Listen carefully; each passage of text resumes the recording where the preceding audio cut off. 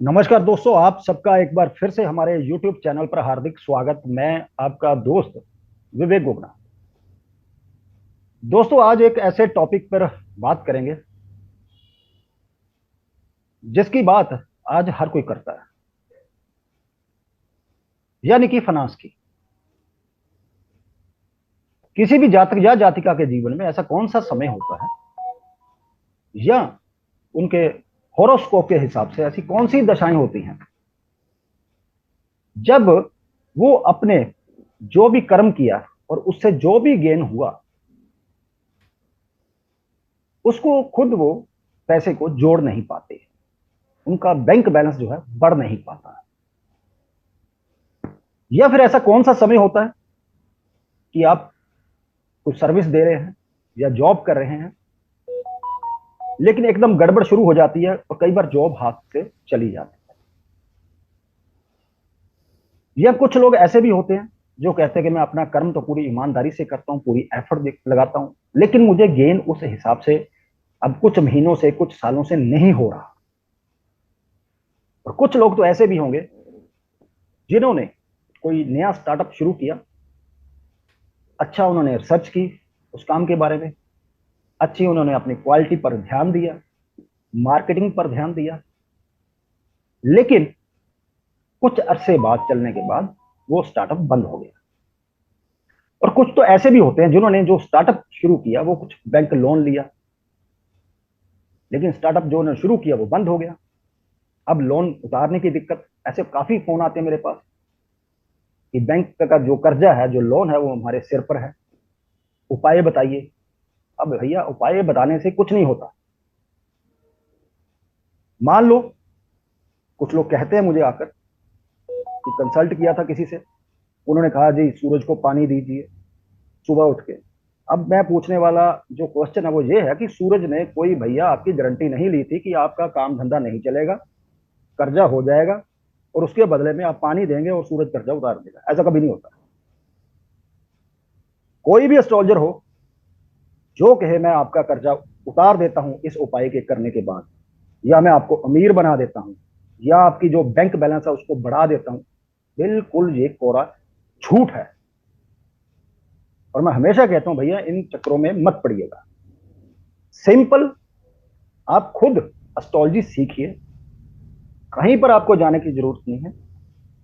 सिर्फ हमें वो समय जानना होता है जब हमारे लिए वो समय कष्टकारी सिद्ध होता है, जब हमारा बैंक बैलेंस नहीं बढ़ पाता मेहनत करने के बाद। कब वो समय है जब हमारे जॉब में गड़बड़ शुरू हो सकती है, जॉब से हाथ धोना पड़ सकता है। कब वो ऐसा समय होगा कि हम मेहनत कर रहे हैं लेकिन मेहनत का पूरा फल हमें नहीं मिल पाता, या कोई भी नया काम धंधा शुरू करना हो तो उस समय आपको ध्यान रखना पड़ेगा भैया। तो आज मैं ऐसी एक सिंपल टेक्निक आपको बताने वाला हूं। टॉपिक बड़ा है, काफी बड़ा टॉपिक है ये, लेकिन मैं बिल्कुल सिंपल टेक्निक बताने वाला हूं। आप घर बैठे अपनी जन्म कुंडली हॉरोस्कोप, अपने परिवारजनों का हॉरोस्कोप देखकर बिल्कुल ठीक अंदाजा लगा सकते हैं कि इस समय पीरियड में मेरे साथ ऐसा हुआ, या हमारे पारिवारिक सदस्यों के साथ ऐसा हुआ, हमारे मित्रों के साथ ऐसा हुआ।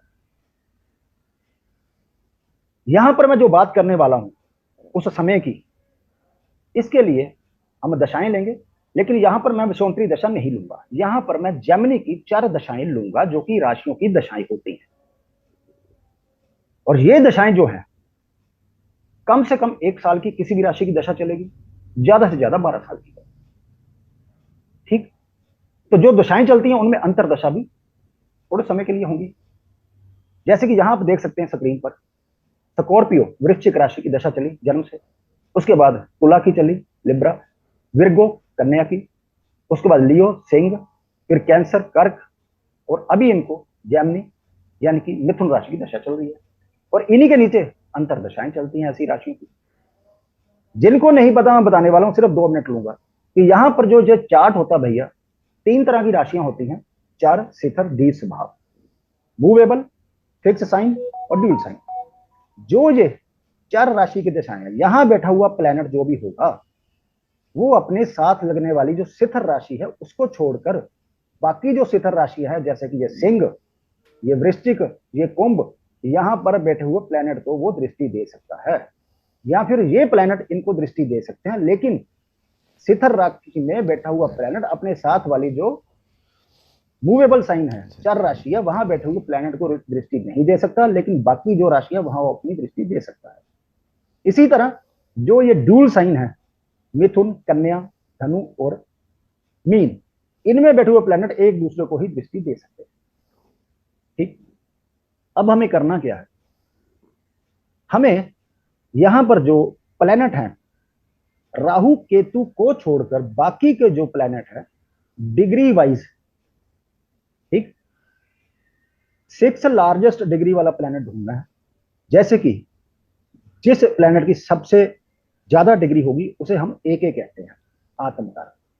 जिसकी कम डिग्री होगी उसे हम अमत्याकारक कहते हैं। तीसरे नंबर वाले प्लेनेट को हम भात्राकारक कहते हैं। चौथे नंबर वाले को हम मात्राकारक कहते हैं। 5 वाले नंबर प्लेनेट पर जो होगा डिग्री कली, उसे हम उत्तरकारक कहते हैं।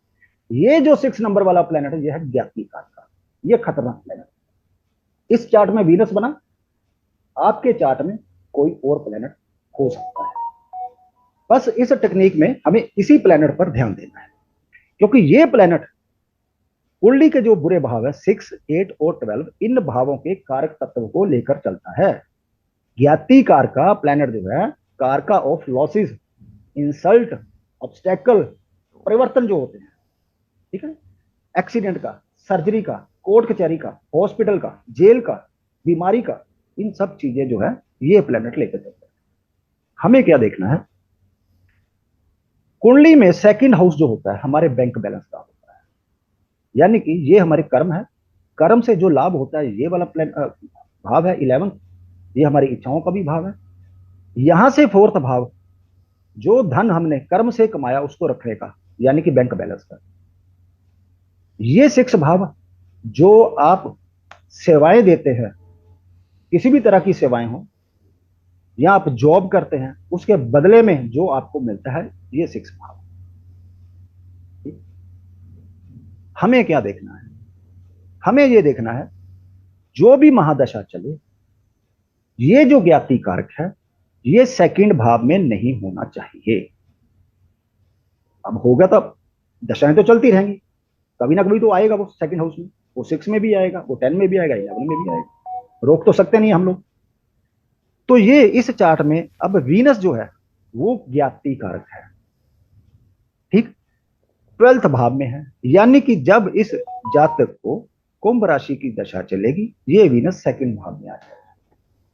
अब ये वीनस यहाँ ड्यूल साइन में है, मीन राशि, इसका एस्पेक्ट यहां दी जा रहा है 11th भाव पर,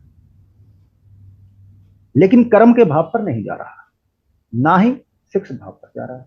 यानी कर्म तो ठीक रहेगा, लेकिन ना तो ये बंदा उस कर्म से होने वाली जो अर्निंग है उस हिसाब से उसे नहीं मिल पाएगी, ना ही उसका बैंक बैलेंस जुड़ पाएगा। तो बंदा कहेगा यही मैं बहुत मेहनत कर रहा हूं, बड़ा हार्ड वर्क कर रहा हूं, लेकिन मुझे उस हिसाब से गेन नहीं हो रहा, मुझे बैंक बैलेंस मेरा जो है वो नहीं जुड़ रहा, नहीं बढ़ रहा। तो भैया इस वजह से आपको ध्यान रखना है, ये ज्ञाति कारक जब भी ऐसी महादशा हो और वो सेकंड भाव में आ जाएगा, तो वो पीरियड चाहे 1 साल का है, चाहे ज्यादा से ज्यादा 12 साल का है, तो वो आपके बैंक बैलेंस को बढ़ने नहीं देगा। मान लो किसी के पास पहले से करोड़ों रुपए पड़े हैं, लाखों रुपए पड़े हों, तब भी जब ये सेकंड में आएगा आपको बड़ा ध्यान रखना पड़ेगा, ये आपके जोड़े हुए पैसे को, जो आपका बैंक बैलेंस है, उसे ये खराब कर सकता है। Simple rule. इसके बाद मान लो यहां पर कि जब कोई दशा आए, ये लीजिए तुला की, तुला की दशा आएगी तो ये अब इस भाई साहब के 6 हाउस में चला जाएगा। अब यदि यहां से देखें, इसका इफेक्ट यहां पर 10th हाउस पे नहीं जाएगा, कर्म इसके खराब नहीं होंगे, धन इसका खराब नहीं होगा, और लाभ इसका खराब नहीं होगा, ना ही धन खराब होंगे, क्योंकि ये प्लेनेट जो है, ये जो ड्यूल साइन है, मिथुन, ये कन्या और ये धन, ये अपनी दृष्टि वहीं दे पाएगा।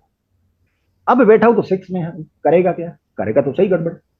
गड़बड़ क्या है, 6 का स्वामी है, और 6 का जो है जॉब का भाव है, वो ये आपकी डिजीज का भाव है, ये आपकी लिटिगेशन का भाव है, तो कुछ ना कुछ वैसी गड़बड़ शुरू कर देगा, जिसकी वजह से कुछ ना कुछ आपको जो है नौकरी में तब्दीली देखने को मिलेगी, नौकरी में बदलाव देखने को मिलेगा, नौकरी में कोई ना कोई गड़बड़ देखने को मिलेगी। लेकिन यदि यहां बैठकर इसने 10th भाव को देख लिया, या 11 को देख लिया, या सेकंड को देख लिया, तो सेकंड को देखेगा तो बैंक बैलेंस नहीं जुड़ने देगा, 10th को देखेगा आपके कर्मों में गड़बड़ी कर देगा, ये प्रोफेशन में गड़बड़ी कर देगा, और यहाँ 11th में देखेगा तो जो भी कर्म करते हैं उससे ये आपको लाभ नहीं देने देगा। ठीक। अब मान लो यदि मैं इसको, इस जातक को वृषभ राशि की दशा चले, तो अब क्या होगा, अब वो 11th में चला गया। अब जो भी वो कर्म करेगा बंदा, वो उसको गेन नहीं होने देगा। अब यहाँ सेकंड में ड्यू साइन है, तो यहां पर भी उसकी दृष्टि पड़ेगी, तो वो बैंक बैलेंस भी बढ़ने नहीं देगा। तो बंदा यही कहेगा सभी को, यार मेहनत बहुत कर रहा हूं मैं, लेकिन मेरा ना तो उस हिसाब से मुझे गेन हो रहा है, ना ही मेरा बैंक बैलेंस। जितनी देर रहेगा ये गड़बड़ चलती रहेगी। लेकिन लेकिन मैं ये बता दूं, इसी तरह इसको कंप्लीट कर लेते हैं। ये लीजिए, मिथुन की चलेगी तो 10th हाउस में, तो कर्मों में गड़बड़ी आ जाएगी। ठीक। अब क्वेश्चन कुछ लोग ये पूछेंगे कि मान लो ये जो ज्ञाति कारक है वो सेकंड में, 6 में, 10 में या 11 में किसी भी महादशा में आ जाए, तो क्या वो पूरी की पूरी महादशा ऐसी जाएगी? नहीं, ऐसे नहीं जाएगी, बिल्कुल नहीं जाएगी। मान लो वो सेकंड में आ जाता है या 11th में आ जाता है, पूरी दशा नहीं जाएगी, क्योंकि जो भी महादशा स्टार्ट होगी, जैसे कि यहाँ जेमिनी है, ठीक है ना, अब जेमिनी में एक तो महादशा को एंटर किया, यहाँ नीचे अंतरदशाएं शुरू है। बस आपको अंतरदशा वो देखनी है कि या तो वो यहाँ ना आए, या नहाना यहाँ और यहाँ, ये 4 भाव हुए, या फिर कहीं भी बैठ के इन चारों भावों में से किसी भाव को देख, तो वो समय आपके लिए आपको अवेयर करेगा कि भैया अब बच जाओ। मान लो अब यहां पर मिथुन राशि की उसको दशा शुरू हो चुकी है, लेकिन उसका जो एस्पेक्ट है यहां पर नहीं जा रहा। लेकिन जब कोई अंतरदशा ऐसी आएगी, जब ये या तो सेकंड में हो या सेकंड को ये एस्पेक्ट दे दे, तो यकीन मानिए बैंक बैलेंस नहीं बढ़ पाएगा। अब कुछ लोग पूछेंगे उपाय भी तो होंगे। इसका सिर्फ मतलब कहने का यह है कि आपको अवेयर होना है कि ये पूरी की पूरी महादशा देगा भाई। यदि आपका बैंक बैलेंस जितना भी है उसमें कमी आएगी, ठीक है, ज्यादा बढ़ नहीं पाएगा, तो अब करे क्या? या आप अपने पास जो भी कैश रखेंगे, ठीक है, तो मान लो आपको 10,000 रुपया दिया, वो 2 दिन में जो है 10,000 आपका खत्म कर दिया। अब ऐसी सिचुएशन में क्या करना चाहिए? या मान लो किसी का जन्म चार्ट में ही ऐसा पड़ा हो, वो कुछ लोग ऐसे भी कहेंगे भाई आप महादशाओं की बात कर रहे हैं, 2, 4, 5 साल की, हमारी तो पूरी पूरी उम्र निकल चुकी, उस हिसाब से बैंक बैलेंस पड़ा ही नहीं, इतनी हार्ड वर्क किया, हमें इतना गेन हुआ ही नहीं है, तो उनका क्या होगा? उनका जन्म का जो है ज्ञाति कार का किसी ना किसी तरह से इन भावों से समाप्त बना रहा है। अब उपाय क्या करें? अब भाई कोई ना कोई महादशा के नीचे अंतरदशा तो कोई अच्छी आई होगी, उसमें तो आपको गेन हुआ होगा।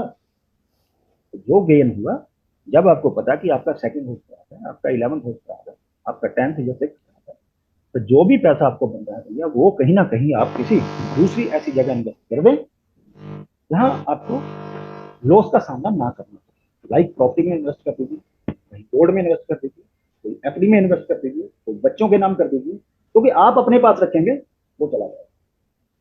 ये सिंपल उपाय है।